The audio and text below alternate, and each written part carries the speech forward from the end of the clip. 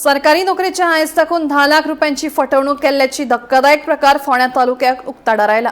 निवृत्त सहाय्यक पुलीस उपनिरीक्षकाच्या चल्याक सरकारी नोकरी दिवपाचे आश्वासन दीत दोघा जाणांनी लाखांनी रुपया घेतिल्ल्याचे मुखार आयला। या प्रकरणात फोंड्या पोलिसांनी त्या दोघा जाणांड गुन्यांव नोंद करून फुडलो तपास सुरू आसा। मजगती दोगूय दुबावितांनी फोंड्याच्या न्यायालयात जामिना खातीर अर्ज केलो। हे विशीं 8 जूनाक सुनावणी जातली।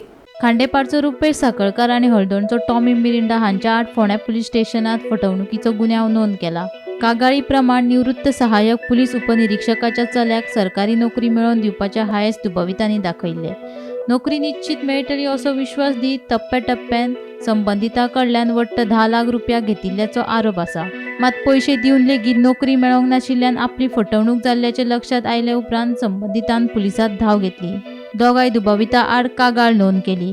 कागाळीची दखल घेत पुलिसांनी दोघां आड गुन्यांव नोंद करून ह्या प्रकरणात आर्थीक व्यवहार, संबंधित पुरावे आणि हेर दुबावितांचो आस्पाव हे विशीं तपास सुरू आसा। ह्या प्रकरणाचो फुडलो तपास सुरू आसा।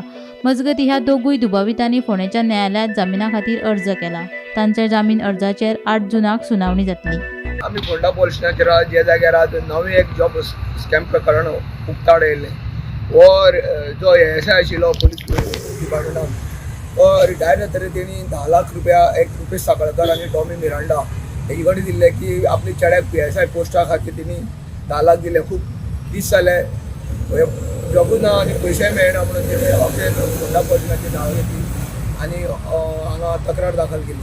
पुलिसांनी हे ऑफेन्स घातलेलो आसा आनी हे दोगांय सद्या एंटीसेप्टिक बेला गेले आसा आनी 8 तारखेक सेशन कोर्टान हेंचे आर्ग्युमेंट दवरिल्ले आसा।